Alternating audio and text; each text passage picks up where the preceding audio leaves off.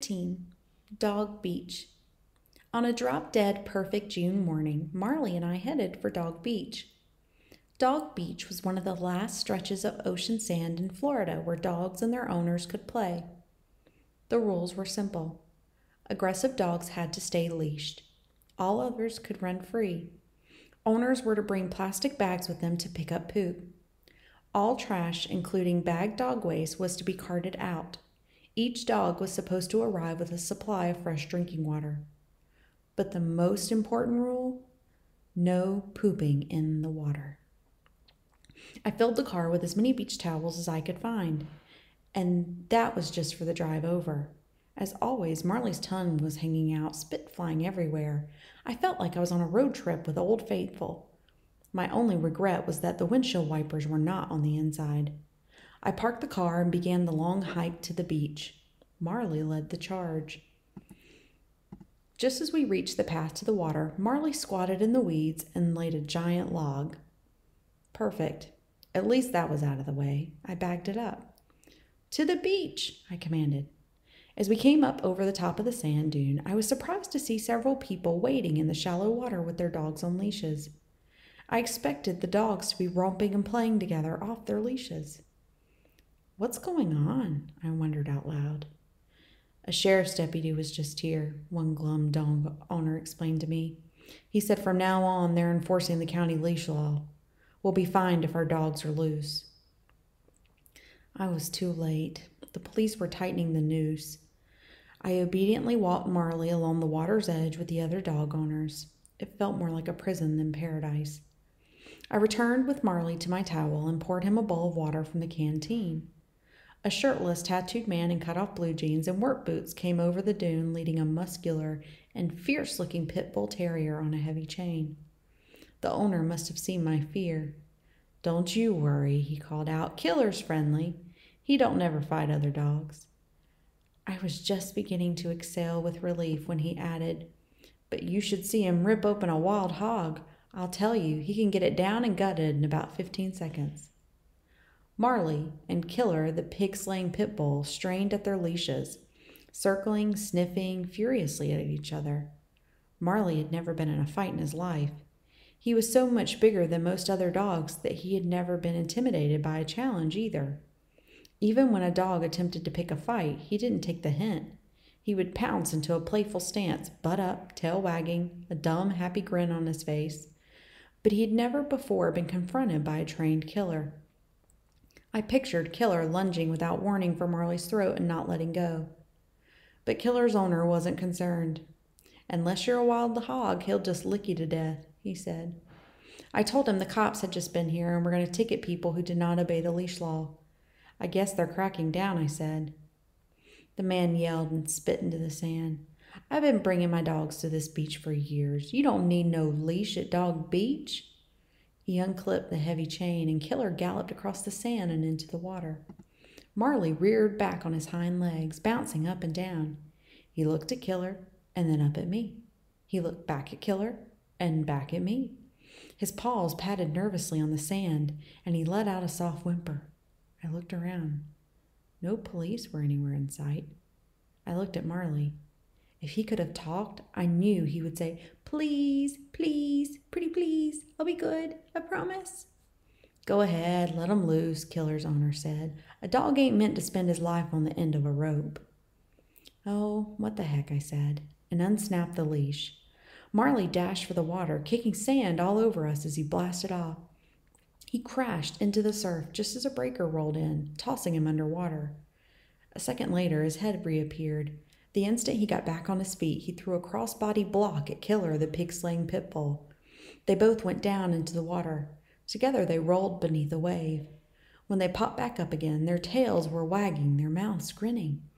Killer jumped onto Marley's back, and Marley onto Killer's, their jaws clamping playfully around each other's throats.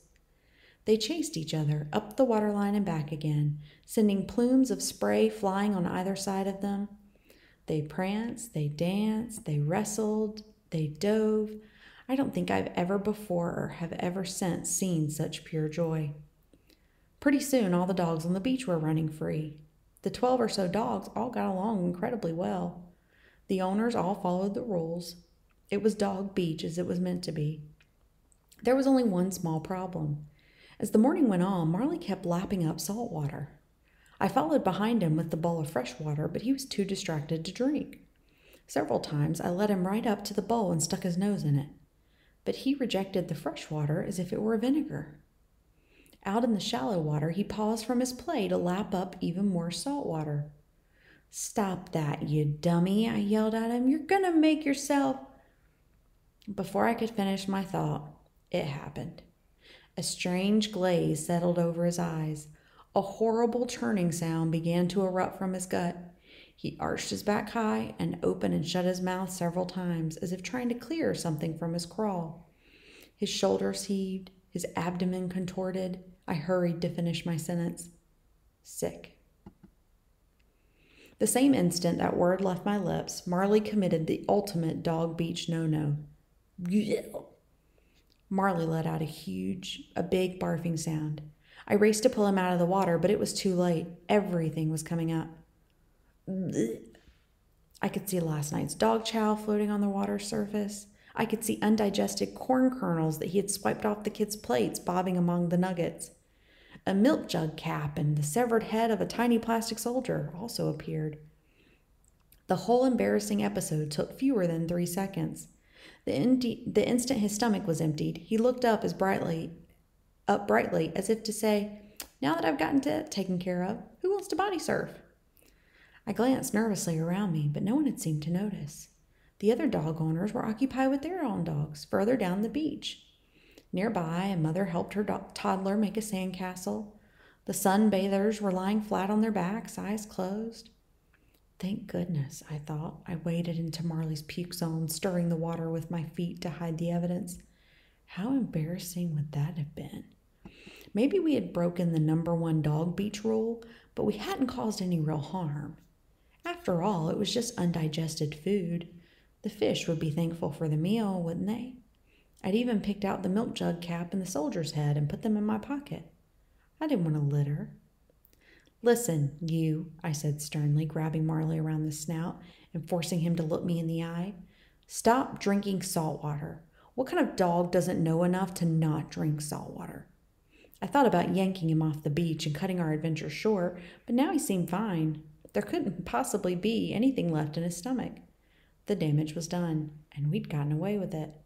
I released him, and he streaked down the beach to play with Killer.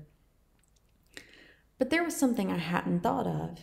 Marley's stomach may have been completely emptied, but his bowels were not. The sun was reflecting blindingly off the water. I squinted to see Marley frolicking among the other dogs. As I watched, he stopped playing and began turning in tight circles in the shallow water. I knew what that meant. It was what he did every morning in the backyard after breakfast. Sometimes the circling could go on for a minute or more as he sought just the perfect patch of earth on which to relieve himself. And now he was circling in the shadows of Dog Beach, where no dog had dared to poop before. Oh no! When he finished circling, Marley squatted. And this time he had an audience. Killer's dad and several other dog owners were standing just a few yards from him. The mother and her daughter had turned from their sandcastle to gaze out to sea. A couple, holding hands, walked along the water's edge. "No," I whispered to Marley, even though he couldn't hear. "Please, no." "Hey," someone yelled out, "get your dog!" "Stop him," someone else shouted. As alarmed voices cried out, the sunbathers sat up to see what all the commotion was about. I burst into a full sprint. I had to get to him before it was too late. If I could just reach him and yank him out of his squat before he let loose, I might be able to stop him. Each step seemed to last forever. Each foot hit the sand with a dull thud. My arms swung through the air. My face scrunched in a sort of agonized grimace. I felt as if I were moving in slow motion. So was everything around me. A young woman sunbather plastered her hand over her mouth. The mother scooped up her child and retreated from the water's edge. The dog owners, their faces twisted with disgust, pointed. Killer's dad, his leathery neck bulging, yelled. Marley was done circling now and in full squat position, looking up to the heavens as if saying a little prayer. No, I screamed. I was almost there, just feet from him. Marley, no. No, Marley, no. No. No. No. It was no use. Just as I reached him, he exploded in a burst of watery diarrhea. Everyone was jumping back now, fleeing to higher ground. Owners grabbed their dogs. Sunbathers scooped up their towels.